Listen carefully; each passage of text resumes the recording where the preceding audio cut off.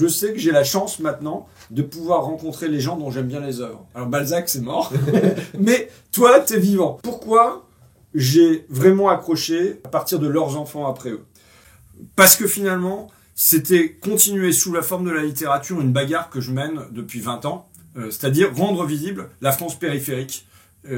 Quelque part, je trouvais que le bouquin de Christophe Guilluy, ça venait la mettre en avant de la même manière. Il y a des essais sociologiques de Benoît Coquart, ceux qui restent, les gars du coin, les filles du coin, et ainsi de suite.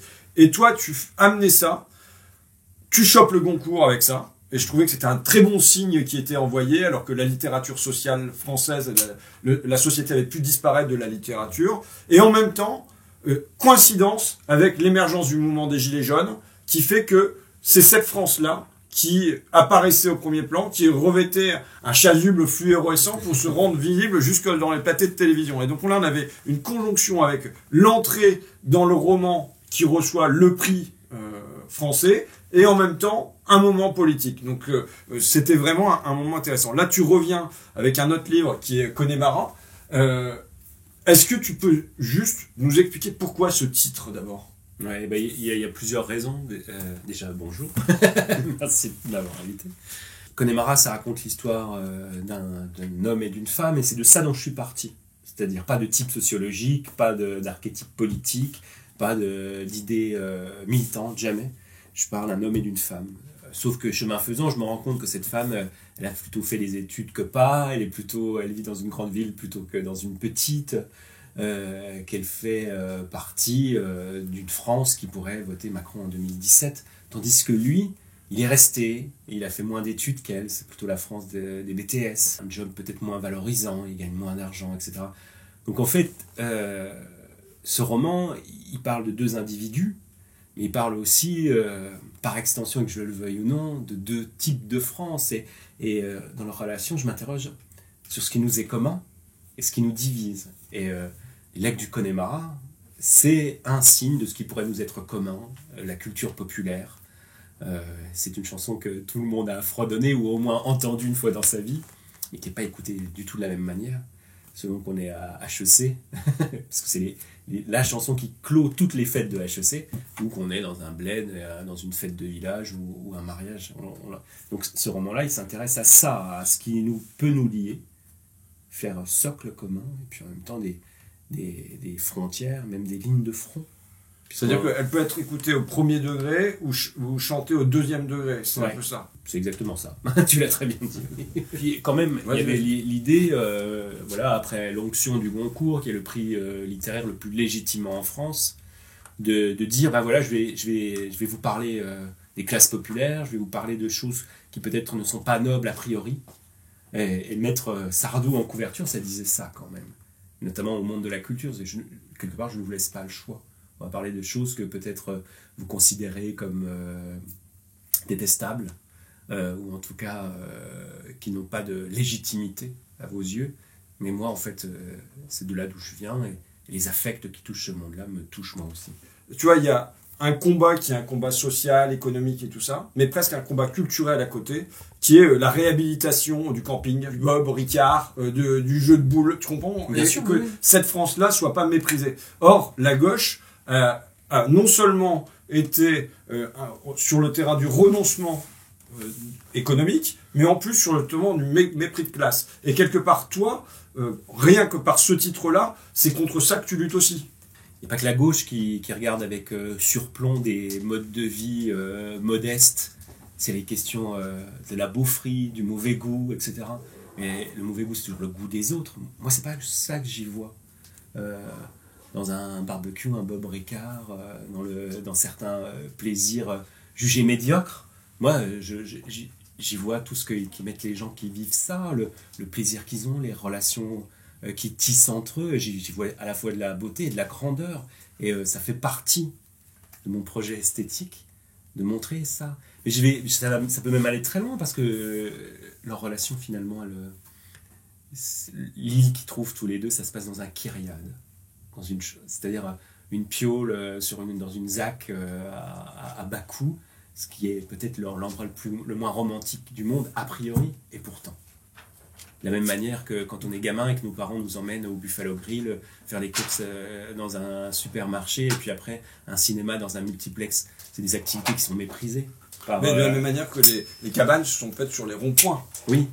Oui, alors les ronds-points, je ne sais pas si c'était des lieux méprisés, mais en tout cas, c'était des lieux de vie. C'est le lieu de la ZAC. Voilà, oui. Le rond-point. C'est des lieux qui sont investis par certaines catégories de population que moi je comprends et avec lesquelles je partage bien des choses. La question du style de vie, du lifestyle, elle n'a pas forcément à toujours s'imposer du haut vers le bas. Je pense qu'on peut, alors je ne sais pas si c'est le mot réhabilitation est le bon, mais en tout cas, regarder les modes d'être des sorts moyens, j'essaie d'être le plus précis possible, avec le bon regard, et à partir de ce moment-là, on y voit aussi de la beauté. Moi, je vois du bonheur dans ces livres, à la fois dans Leurs enfants après eux, et dans Connemara. À la fois du bonheur et du bonheur qui file entre les doigts comme le temps et qu'on n'arrive pas à retenir, mais quand même dans l'hôtel Kyriade et ailleurs, il y a du bonheur au milieu de tout ça. J'ai eu une discussion avec une copine qui a lu ton livre et qui dit finalement ce sont des ratés. Et moi je voyais pas du tout ça. C'est vrai, elle a dit ça. Ah, ça me scie, moi, quand on dit ça. Parce qu'on me disait ça déjà sur les personnages du précédent, et il me semble au contraire que Connemara, justement, il prend cette question à bras-le-corps, et que la question de la réussite, il la retourne comme un gant, c'est-à-dire qu'est-ce que c'est être un raté, qu'est-ce que c'est réussir, cocher toutes les cases de la réussite telle que proposée ou programmée par l'époque. Est-ce que c'est vraiment réussir sa vie? Qu'est-ce que c'est qu'une vie qui vaut le coup? Et il me semble qu'il y a des vies modestes, à bas bruit, et qui sont des profondes réussites dans les relations que les gens entretiennent entre eux, dans le sens qu'ils donnent à leur travail, à leur famille, à leur plaisir, etc. Alors que des vies qui semblent phénoménales peuvent être des gouffres. Donc tout ça, ça mérite vraiment d'être réinterrogé. Dire ça, ce sont des ratés, ce serait présumer que ce qui décide de la qualité d'une vie, c'est la réussite sociale. Ça me semble complètement absurde. Ton livre, tu le fais se dérouler dans un moment politique particulier, qui est en 2017, juste avant l'élection d'Emmanuel Macron, et ça se déroule entre autres dans un cabinet d'audit, au moment de la fusion des régions. Comment on enquête sur un cabinet d'audit? Déjà, j'ai passé beaucoup d'années à faire des procès-verbaux de réunions dans des comités d'entreprise, dans des plans sociaux, des trucs comme ça. Donc, les consultants, je les ai vus agir, je les ai vus projeter leurs slides et vendre leur réorganisation. J'essaye d'en faire un portrait d'ailleurs qui n'est pas trop manichéen, parce que le consulting c'est un continent immense, il y aurait beaucoup à dire. Et puis après, j'ai lu, j'ai rencontré des consultants, j'aurais posé des questions, en quoi consiste votre travail, comment vous vous habillez, combien vous gagnez, enfin voilà, c'est comme ça que ça marche. Alors des consultants en activité ou repentis, mais ouais, j'ai fait un petit travail d'enquête. Donc là, je lis un bout, j'aime bien lire des bouts parce qu'on sent le style aussi, qui est l'homme. Pour remédier à la situation, Erwan organisa donc une série de réunions ayant pour but de réinterroger les charges de travail et de rationaliser les process. Pour sa part, Hélène hérita des dossiers touchant à la fusion des agences régionales de santé et des directions régionales des affaires culturelles. Du lourd en somme. Car avant que n'advienne ce grand test qui devait faire la fortune des cabinets de consulting en général et d'Elexia en particulier, les anciennes régions disposaient naturellement de leurs propres organisations, lesquelles résultaient d'années d'usage, de replâtrage divers et de particularismes indigènes. Surtout au sommet de chacune des dites organisations trônait un chef qui n'entendait pas céder sa place. Au départ, nul n'avait jugé utile de solliciter une expertise extérieure pour mener à bien cette fusion ordonnée depuis Paris, les ressources étant évidemment disponibles en interne. Mais après 6 mois de réunions improductives, de coups fourrés entre comités directeurs, et face à la menace d'une reprise en main par l'autorité administrative, le recours à un tiers avait fini par s'imposer. Et donc là, c'est le règne des cabinets de consultants qui font leur fortune là-dessus, alors ça se conclut plus loin par... Erwan expliqua que cette fusion des anciennes régions représentait pour Elexia un moment assez extraordinaire. On va pas se le cacher. Les collectivités sont ultra flippées, tous les organismes régionaux sont aux abois, ils n'ont pas la moindre idée de ce qu'il faut faire, le robinet est grand ouvert, à nous de faire ce qu'il faut, et pour l'instant, ça marche. Sur cette fusion des régions, décidée depuis Paris par François Hollande, en gros en une nuit, qui redessine la carte de France sur un coin de table, est-ce que tu penses que ça participe d'une blessure des gens dans leur coin? Que la Lorraine disparaisse, puisque là c'est en Lorraine. Donc, oui, mais alors moi alors oui, je pense qu'il y a des gens que ça frustre, peut-être moins en Lorraine encore qu'en Alsace. Donc il y a des questions d'identité là-dedans, mais c'est pas ce qui m'intéressait le plus moi là-dedans. Ce qui m'intéressait le plus, c'est de me dire cette idéologie-là qui vient du management, c'est-à-dire pour régler un problème, on réorganise. C'est toujours comme ça. Il n'y a pas de conflictualité politique. Il y a des problèmes d'organisation. C'est comme ça que c'est du déni du politique, le management. Eh bien, elle a cette logique-là, cette idéologie-là, a infusé dans le domaine public, ce qu'on appelle le New Public Management. Et c'est très documenté. Il y a des thèses là-dessus, il y a des livres de sociaux, etc. Et c'est ce qui s'est passé là. Pourquoi fusionner les régions? Ça n'a apporté strictement rien. C'est-à-dire aucune efficience, pas d'économie d'échelle, rien. Mais c'était l'idée que par rapport à des problèmes de fonctionnement, en fait, refaire l'organigramme, ce serait bon. Et c'est ça aussi qui m'intéresse. C'est pas un complot des consultants contre les pauvres attachés à leur identité. C'est comment une idéologie, qui ne se sait même pas une idéologie, exerce un pouvoir jusqu'au plus haut sommet de l'État, si on veut, puisque ça commence dans l'entreprise, mais finalement, aujourd'hui, on est géré en tant que nation un peu de cette manière-là aussi. Avec des indicateurs, avec des retours d'expérience, avec le tableau Excel, quoi, comme maître mot. Et comment cette idéologie-là, tu la mets et presque t'en fais une forme d'humour dans le livre aussi? Alors, en tout cas, il y a une vocation satirique, oui. La littérature, elle peut ça, c'est-à-dire que contre les pouvoirs qui s'exercent sur nous, elle entame un bras de fer qui consiste à ridiculiser le pouvoir. Donc, ça, voilà, c'est le bouffon, quoi. Et comment ça touche à des vies privées? Puisque là, ça bouscule la vie privée de Hélène, ton héroïne. Oui, bien sûr. Alors ça, c'est la grande histoire. Enfin, ça, il y a ça dans mes romans, puisque le premier, Les animaux, la guerre, ça commençait là-dessus. Là, et les gens qui perdent leur boulot à cause de la crise des subprimes, c'est-à-dire, c'est le système capitaliste qui devient fou à Wall Street. Il y a une crise et qui balaye tout jusqu'à ce qu'on perde son boulot à Amiens ou dans les Vosges, quoi. C'est-à-dire comment des systèmes globaux affectent des corps dans leur intimité. Ça m'intéresse beaucoup. L'économie, mais d'autres choses aussi. Là, on voit bien, on est en train de vivre un moment où la géopolitique, c'est-à-dire des mouvements tectoniques planétaires, vont commencer à affecter notre existence dans ce qu'il y a de microscopique, c'est-à-dire combien coûte l'essence, combien coûte le pain, peut-être un jour nos corps même. Donc tu nous fais passer quelque part dans le roman entre deux mondes. Alors, même s'ils ne sont pas si séparés que ça, il y a des passages agués, comme tu dis à un moment. Il y a des passages agués entre ces deux univers-là, mais tu nous fais passer de l'un à l'autre, en se demandant si leur histoire d'amour va pouvoir exister, et donc finalement s'ils vont pouvoir refaire du commun ensemble, ou bien si ces deux Frances sont quelque part condamnées à vivre séparées. C'est vrai qu'on se pose la question de est-ce qu'ils peuvent se trouver encore malgré la distance sociale qui s'est creusée entre eux avec le temps et les parcours divergents.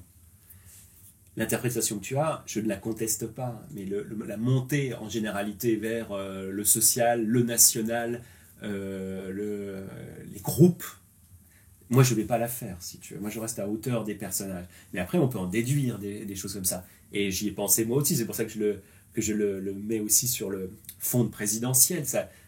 Mais je veux dire, je ne suis pas dans une démonstration. À la fin, on ne déduira pas pour le pays quelque chose qui ne concerne que deux personnages. C'est important parce que sinon, les personnages ne témoignent pas pour eux, mais toujours pour une classe ou une catégorie ou une sous-espèce de personnalité, un type. Et c'est pas comme ça que je travaille, ça reste quand même profondément des individus. Je crois que les affects sociaux, ils sont aussi comme ça, presque physiques.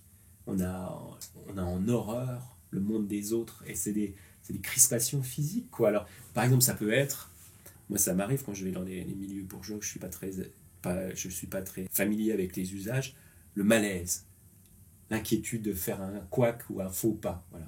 Ça, c'est un affect social fort. Ça peut être aussi quand tu es un bourgeois et que tu vas avoir un mariage de gens modestes, une sorte de répugnance, quoi. Et voilà, il y a ça qui est mis en scène. Pas jugé, je juste mets en scène.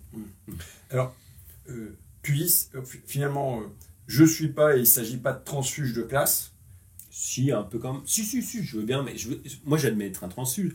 Je veille à ce qu'on ne rabatte pas toujours mes romans, qui sont du récit et de la fiction, sur mon parcours personnel, et que ça devienne une sorte d'extension de mon récit intime. C'est important, si je fais de la fiction, c'est pas par hasard. Voilà. Je suis pas le porte-parole, moi, avec mon histoire, de telle ou telle catégorie. Non, mais j'aime bien ton concept d'intercalaire. Oui.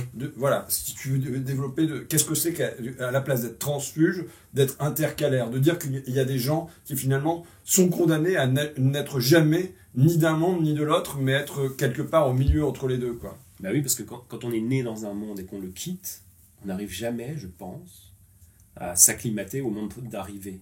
Parce qu'il faudrait y être né. Parce qu'il y a des choses qui dans ce monde-là, sont presque innées. Elles sont là depuis le début. C'est des faits d'imprégnation depuis la petite enfance. Alors quand on y arrive, on n'adhère pas totalement aux valeurs, aux usages, etc. Et comme on n'est plus du monde de départ, et qu'on ne sera jamais totalement partie prenante du monde d'arrivée, on se retrouve dans une situation d'entre-deux, le cul entre deux chaises. Le cul entre deux mondes, du coup. Ouais, voilà.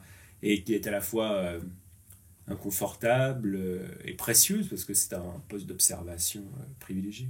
La clé de tout ça, c'est l'école.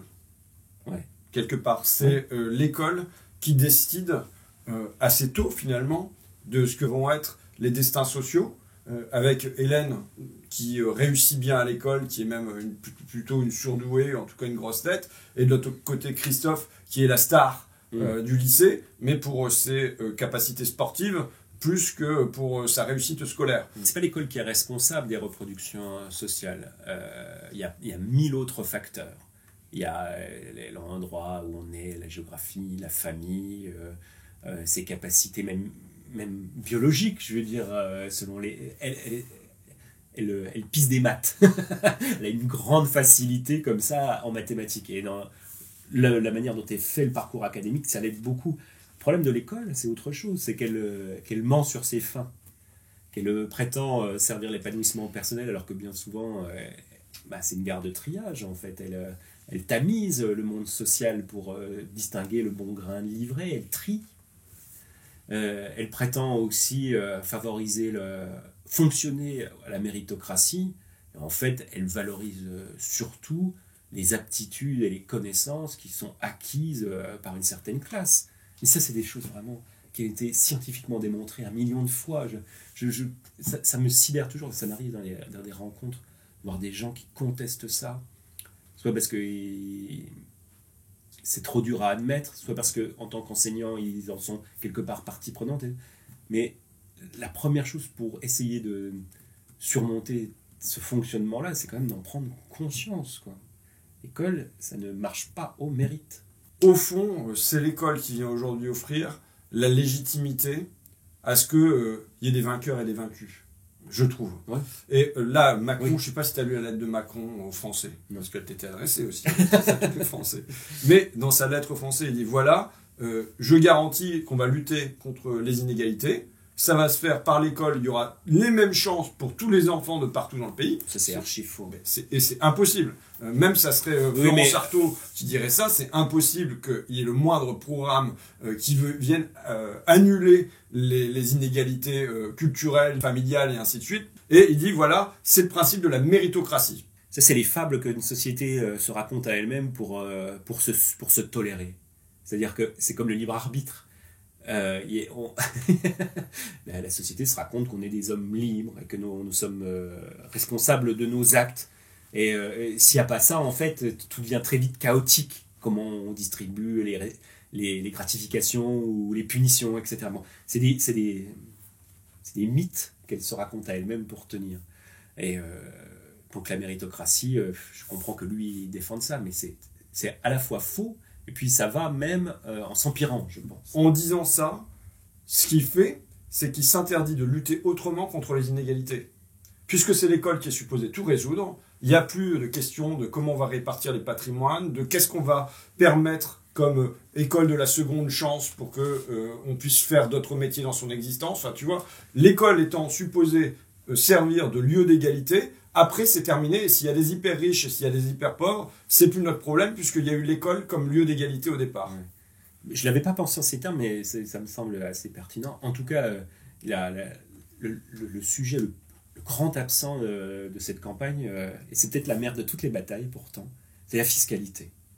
C'est-à-dire que si les services publics se cassent la gueule partout, c'est pas parce que l'État donne pas assez de moyens, c'est parce qu'il prend pas le pognon là où il est. On a un problème d'assiette, c'est tout bête. On prend l'argent là où il était produit au XXe siècle, et pas où il est produit au XXIe siècle. Donc évidemment, ça s'assèche. Et ce truc-là, il y a eu une ruse quand même qui a consisté à convaincre les gens que augmenter les impôts, ce serait forcément augmenter les leurs, celui des classes moyennes. Alors que c'est pas là que se fait le gros de l'argent aujourd'hui. Enfin, on le sait bien. Il y a une ruse de l'histoire volontaire. Mais c'est pas c'est pas une ruse de l'histoire. Enfin, c'est une ruse de la classe dominante pour moi. mais en tout cas, oui, ces sujets-là ne sont pas abordés. Et puis, alors c'est la fameuse phrase de Steinbeck qui disait aux États-Unis, le socialisme n'a jamais pris parce que tout pauvre se considère comme un millionnaire temporairement dans l'embarras. Et les gens, c'est un peu ça, quoi. Ils se disent, oui, ben non, il ne faut pas tout leur prendre, il ne faut pas en prendre plus, parce que peut-être que moi aussi, je pourrais me retrouver... Enfin, en tout cas, il y a une identification à celui qui doit payer, et ça bloque toute logique de... Enfin, ça bloque toute possibilité de repenser ça, quoi. Faire accéder des gens ordinaires au statut de héros. La table en formica, en décor littéraire. Est-ce que c'est pas aider à sortir cet univers-là du mépris en le mettant dans la grandeur de la littérature avec le L majuscule? Ah, si. Ça, c'est vrai, ouais. Ça, il y a ça.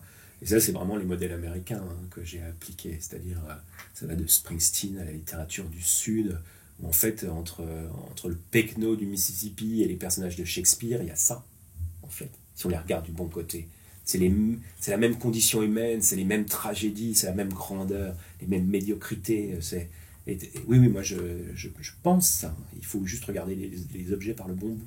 Pour moi, c'est toujours une fierté quand quelqu'un de populaire, enfin une auxiliaire de vie sociale, un gilet jaune, un ouvrier du Nord, se retrouve à avoir un gros plan au cinéma et que tu vois sa tête en immense sur l'écran. Dans la peinture traditionnelle, celui qui accède au grand format comme ça, c'est les figures mythologiques, c'est la religion ou la bourgeoisie ou la royauté, tu vois. Et quelque part, je sais que le moment où j'arrive à faire afficher une image populaire en grand comme ça dans une salle de cinéma d'art et d'essai est pour moi une fierté d'avoir porté ça là. Tu comprends ce que je veux dire? Bien sûr, et je me demande si dans les personnages que tu portes dans tes livres et que tu mets à la même hauteur de personnages tragiques, tu vois, il n'y a pas cette revanche là aussi.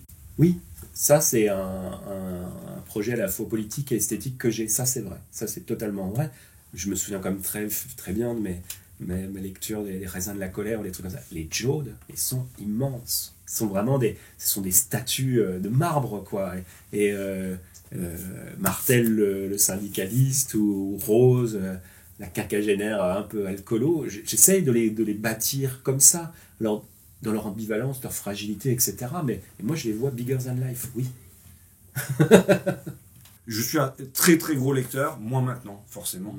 Et j'ai vécu des années de désespérance littéraire, en un sens, parce que le monde social était absent des livres, tu vois. J'avais le sentiment d'une littérature hyper égocentrique. Alors, il y a Gérard Mordillat, là, qui poursuivait son œuvre de plongée. Et évidemment, il y a Marie-Hélène Lafon, je ne sais pas si tu lis, tu vois, moi. Il y a quelques repères comme ça, mais surtout c'était dans la littérature américaine. Et je vois quelque part un retour du social dans la littérature française qui quand même, dont tu es pour moi le fer de lance, malgré toi, hein, tu vois. Mais le fait que tu aies chopé le Goncourt et tout ça, tu en deviens le fer de lance, et c'est quelque chose qui, en tant que lecteur et peut-être en tant que politique aussi, fait plaisir. Ça veut pas dire qu'il ne doit pas y avoir une littérature du nombril. Hein. Bien sûr, il y a des auteurs qui font ça très bien et ça apporte quelque chose sur l'univers quand on se regarde le nombril, mais il y a aussi la capacité à aller chercher le monde social en dehors, dans sa diversité. C'est vrai que quand j'ai lu Leurs enfants après eux et que par ailleurs ensuite ça a chopé le Goncourt,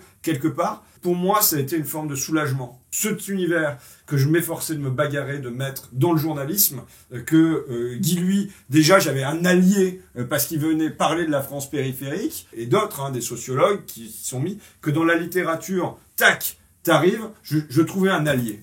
Tu vois. Et alors après, le mouvement des Gilets jaunes, quelque part, était un éclairage de ça, mais comme il souffrait d'un tel mépris aussi, par les classes dominantes, y compris à gauche au départ, hein, et puis d'une Jusque répression, tardivement. ouais, et d'une répression par Macron et tout ça, le fait qu'il y ait cet univers populaire qui, dans des livres, viennent avoir droit à une grandeur et avoir le droit aussi à des reflets de l'âme, avec la diversité, les saloperies qu'on peut faire, mais aussi l'amour qu'on peut avoir, les regrets qu'on porte. Quelque part, ça a été un soulagement pour moi de lire ça. Voilà. Et Connemara poursuit ça, quoi.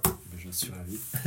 En tout cas, oui, moi, ça fait partie de mon projet, mais tu disais que tu as été très longtemps malheureux, peut-être de la sous-représentation de ce type de littérature. Mais dans le roman noir et le polar, ça a toujours existé. Il y a toujours eu des gens pour s'intéresser aux marges, aux bas-fonds, faire du travail sur le monde social, sur les plans sociaux. C'est resté, je pense, le conservatoire de ce regard-là. Oui, mais alors, tu vois, il y a deux trucs. D'abord, le monde social, il ne peut pas se réduire aux bas-fonds et aux plans sociaux. Et quelque part, c'est un regard trop engagé. C'est vrai. Que de voir ça et que de donner à voir que ça. Tu comprends ? Et donc, c'est presque rater la France périphérique, de n'avoir que cette lorgnette-là. Je me bagarre avec les Whirlpool quand il y a un plan social chez Whirlpool. Mais si on ne comprend pas ce qu'étaient les gens avant, ce qu'ils sont après, et tous ceux qui ne sont pas ouvriers, on rate l'essentiel de ce qui est la France aujourd'hui. C'est la première chose. Et ensuite, sur le style, des fois, je trouve que le roman noir est mal écrit. Et, tu vois, et ça peut compter quand même en littérature, l'écriture. C'est vrai. Et même moi, dans le journalisme social, c'est pas seulement, je dis pas qu'il faut les exclure, mais faire le portrait du SDF et du sans-papier. Et non plus celui du gars qui vient d'être licencié. Et c'est pour ça que je trouve intéressant que tes personnages, là, ça soit un vendeur de croquettes pour chiens qui finalement, économiquement, il s'en sort quand même encore à peu près, quoi, tu vois. Mais mieux que ça, très bien, parce qu'il remplit tous ses objectifs et il a toutes ses primes. Donc en fait, c'est quelqu'un qui gagne plutôt bien sa vie. Oui. Il a un boulot que d'aucuns pourraient considérer comme pas très gratifiant, ce avec quoi je suis pas totalement d'accord. Bah, oui, mais en même temps, il a une certaine liberté de déplacement, il va voir des gens avec leur chenille, enfin, tu vois, moi, je pense que c'est quelqu'un qui peut gagner jusqu'à entre 2000 et 2500 euros par mois. Mais donc, là-dedans, il n'y a ni précaires ni marginaux. C'est pas la question, en fait. Mais il y a quelqu'un qui est assistante, qui fait de l'assistanat auprès des personnes âgées, il y a quelqu'un qui conduit un VSL, il y a un commercial, il y a un mec qui travaille dans une usine. C'est des gens qui ne font pas souvent l'objet de personnages. Il n'y a pas une fausse piste, justement, sur le plan social qui est amené à un moment, puisque tu parles de l'usine, où il risque d'y avoir un plan social, et je me suis dit, oh merde, il va encore y avoir un roman sur un plan social, tu vois, alors que tu l'as déjà fait dans Aux animaux la guerre, et non, c'est une fausse piste. Moi, j'aime beaucoup le roman populiste. Tu sais, je rappelle que la définition du populisme dans le dictionnaire, c'est courant littéraire s'appliquant à décrire avec réalisme la vie des gens du peuple. Donc, Louis Guillou, Eugène Davy, Henri Calais, je ne sais pas si tu lis ces gens-là. Est-ce que tu te situes dans cette tradition en pointillé du roman populiste ? Oui, parce qu'il y a des lignes de continuité, mais mes grands modèles ne sont pas là, en fait, quand même, il faut le dire. C'est-à-dire que mes grands modèles, c'est Lynn, Flaubert et les Américains. C'est quand même beaucoup plus là. Et puis Perec, Arnaud, des gens comme ça. Donc j'aime les lire, je retrouve des préoccupations qui sont les miennes, et puis c'est des livres qui sont des beaux livres, quoi. Mais ce serait un peu factice de m'inscrire volontairement dans cette généalogie. Tu sais, moi je pense qu'il n'y aurait pas eu de Céline s'il n'y avait pas eu le roman populiste. C'est très possible, mais y compris dans l'usage de la langue populaire et de l'entrée de la langue populaire dans le roman. Oui, mais pour que moi je m'inscrive dans cette veine, il faudrait que je l'ai beaucoup pratiqué et puis que mon projet soit nourri à leur livre. Or c'est pas vrai, donc je vais pas inventer ça. Après que toi en tant que lecteur ou qu'analyste, tu vois des lignes de continuité entre les populistes de l'entre-deux-guerres, Céline, et puis des gens comme moi, pourquoi pas ? Moi, je trouve que tu es un grand écrivain de la mélancolie. Déjà, dans Leurs enfants après eux, il y avait une forte dose de mélancolie, parce que c'est le retour à l'adolescence, c'est qu'est-ce qu'on va devenir ensuite, avec une interrogation existentielle. Et là, encore, même si ce sont des adultes, ça tourne sur l'adolescence. Lui, finalement, avait le rêve de devenir un grand hockeyeur, ce qui ne s'est pas produit. Qu'est-ce qui devient ensuite ? Et elle regarde sa photo de classe et elle se souvient de Christophe, avec qui elle aurait voulu vivre une histoire d'amour et qu'elle va vivre avec 25-30 ans de retard. Quoi. À quoi c'est dû cette mélancolie? Est-ce que c'est à titre personnel? J'y mets des hypothèses comme ça. Est-ce que c'est une mélancolie personnelle? Est-ce que c'est une mélancolie liée à une région en déclin? Est-ce que c'est une mélancolie liée à une classe en déclin? Fondamentalement, c'est deux choses, c'est-à-dire c'est déjà un tempérament. On est plus ou moins, on a une pente plus ou moins mélancolique. Et moi, j'ai une extrême sensibilité. Ça, j'ai un peu tendance à vivre au futur antérieur. Ça aura été, voilà. Donc ça induit un certain type de regard. Et puis une extrême sensibilité au passage du temps. Alors, c'est un peu tarte à la crème de le dire comme ça, mais voilà. Enfin, j'ai 43 ans, je suis pris entre mon fils qui grandit de semaine en semaine, mes parents qui déclinent à une allure analogue. Ce truc-là, du temps qui passe entre nos doigts. Quand on est un parent séparé et qu'on voit son fils qu'une semaine sur deux, c'est encore plus aigu comme sentiment. On a l'impression que leur enfance nous échappe, etc. Et il me semble que l'art romanesque, la littérature, peut quelque chose contre ça. Et donc, quand tu vis un moment de bonheur, tu t'imagines déjà la photo que ça aura été au futur. Un peu, ouais. Oui, je comprends très bien. Oui, et c'est pour ça que je pense que c'est des questions de tempérament aussi, ça suppose. Mais je pense qu'il faut des métabolismes mélancoliques dans une société, parce qu'il faut bien qu'il y ait quelqu'un qui tienne le chronomètre. Sinon, on fait comme tous les autres abrutis, on vit le nez dans le guidon en pensant que nous sommes voués à un éternel présent. Et c'est sans doute la pire manière de gâcher sa vie. Tu vois, par exemple, par rapport aux animaux la guerre, je trouvais que le livre était trop chargé. Trop chargé en intrigue, il y a trop de choses qui arrivaient. Et trop chargé pour rendre compte de ce que sont aujourd'hui les classes populaires. Là, c'est comme s'il y avait un effacement de l'intrigue, un détachement. C'est pas franchement deux classes différentes non plus. Non, c'est vrai. Et je trouve que tu vas chercher des figures originales, des figures de classe originales. C'est-à-dire, c'est pas la grande bourgeoise et le prolétaire dans son usine. C'est un vendeur de croquettes pour chiens qui est commercial et une consultante un peu désabusée et sur le retour, quoi. Oui. Donc, tu viens chercher finalement presque des fractions de classe et avec une lecture des modes de vie, de où ils habitent, est-ce que l'enfance se déroulait sur une table en formica, enfin des détails qui sont très précis, qui quelque part rappellent la distinction de Bourdieu et des choses très très concrètes dans le décor et les goûts des gens. Ouais, c'est vrai que la distinction, quand j'ai commencé à le lire, livre que j'ai jamais fini, je le confesse, pardon, ça m'avait beaucoup frappé, ça, les tableaux d'usage, c'est-à-dire qu'est-ce qu'on lit, qu'est-ce qu'on boit, qu'est-ce qu'on mange, qu'est-ce qu'on écoute comme musique, qu'est-ce qu'on voit comme cinéma, etc.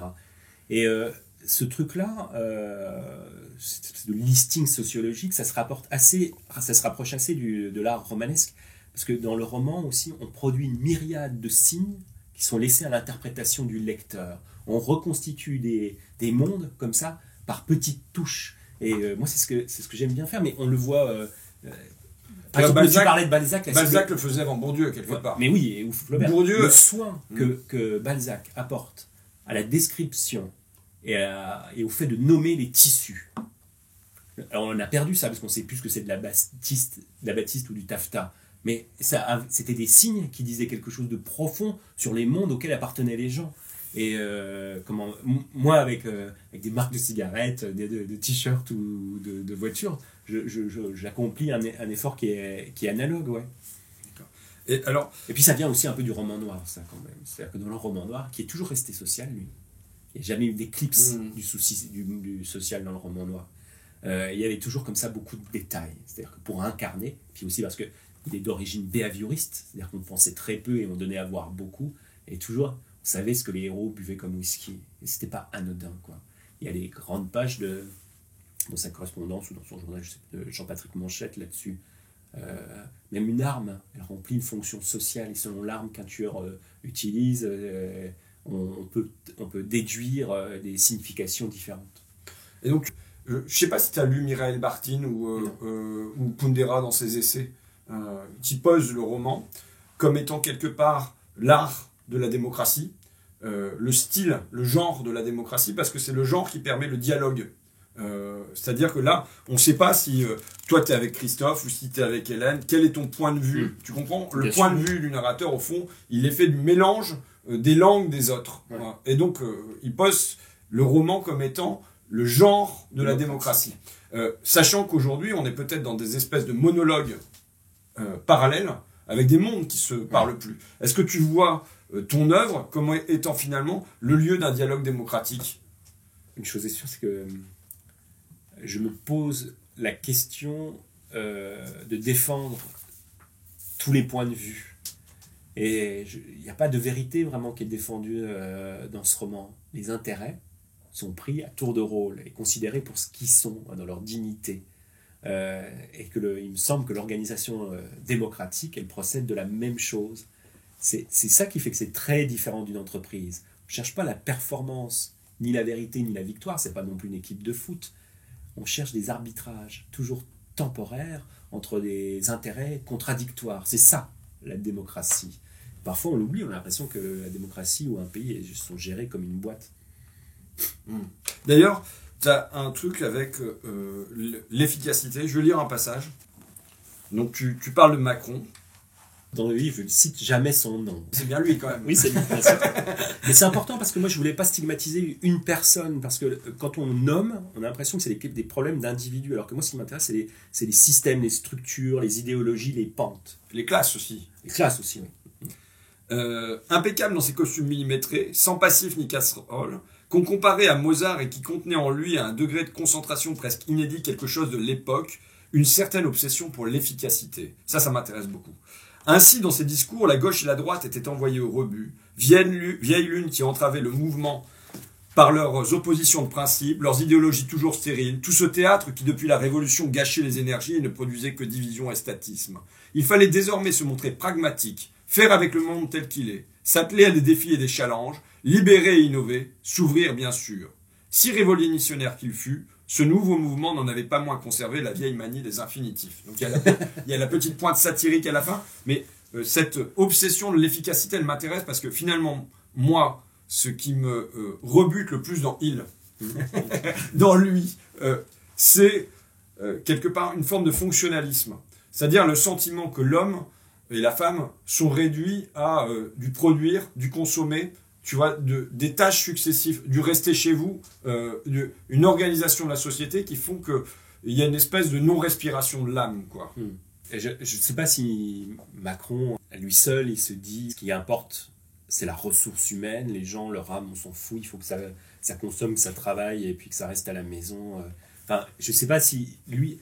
Mais les modes de gouvernement, les outils de management, le vocabulaire à disposition, l'organisation idéologique des manières d'exercer le pouvoir aujourd'hui produit ça.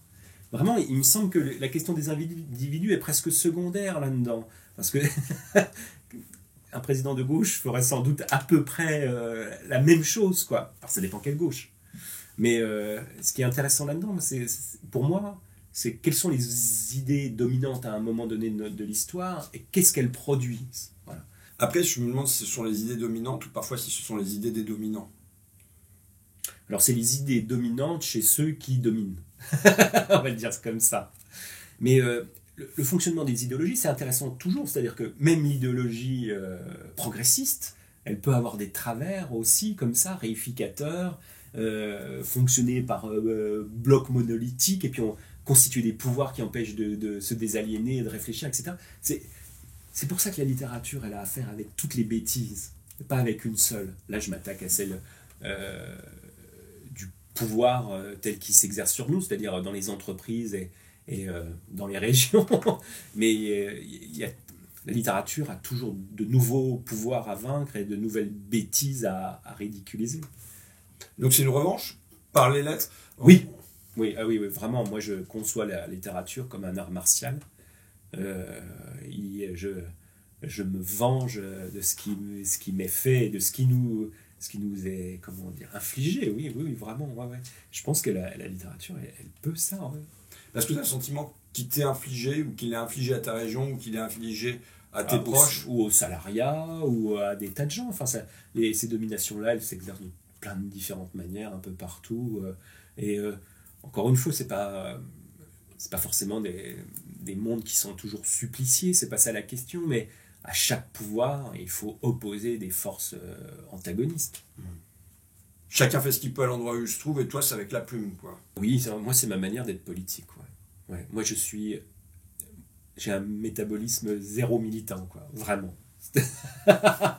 Non, mais, de fait, hein. C'est-à-dire que moi, assister à une réunion, déjà, c'est au-dessus de mes forces. Hein. Convaincre, aucun intérêt. Débattre, ça me fatigue tout de suite.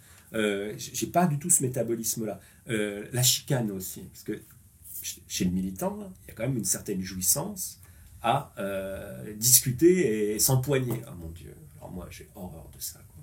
Moi, et c'est des questions de métabolisme. Ça. C'est pour ça que moi je pense que je fais des livres politiques, mais que je ne fais pas des livres engagés, parce que ils définissent pas l'horizon d'un monde meilleur, et puis ils participent pas dans le champ public à des luttes ouvertes.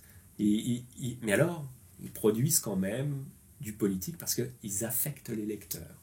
Et ils ne les affectent pas de manière neutre, c'est sûr. Et quand lui, oui. Quand Macron a cité leurs enfants après eux. Ben, ça m'a surpris déjà, mais c'était la fin d'une séquence où toute la Macronie s'était un peu amourachée de ce roman. Et j'ai peiné à comprendre, quoi. Alors, toujours compliqué de toute façon de saisir les usages d'un livre. Qu'est-ce que les gens en font? C'est-à-dire que quand quelqu'un me dit ce livre, c'est un grand livre sur la nostalgie, presque je ne le comprends pas davantage. Ah. Tu vois, la mélancolie, oui, mais pas la nostalgie. Et je me suis dit, c'était après les Gilets jaunes, et il y avait eu une grande angoisse du pouvoir d'être incapable de saisir ce qui se passait dans les tréfonds du pays. Ils se sont intéressés aux objets qui pouvaient les renseigner quelque part. Alors, ce sont des sondages, mais ce sont peut-être aussi des romans où ils se disent cette matière-là qui glisse entre nos doigts aussi, qui est ductile, qui nous menace de notre existence même. Parce qu'il y avait ça. Peut-être que là, elle devenait praticable, elle était un peu organisée. Ah oui, j'ai compris ce que c'est que cette France. Et puis, c'était peut-être un signe envoyé à certains électorats, à certains mondes, je ne sais pas, pour dire « je vous ai compris ». Alors qu'ils avaient passé des années à ne pas la comprendre. Enfin, c'est pas... Non, très bien. Merci beaucoup pour le temps. Merci à toi.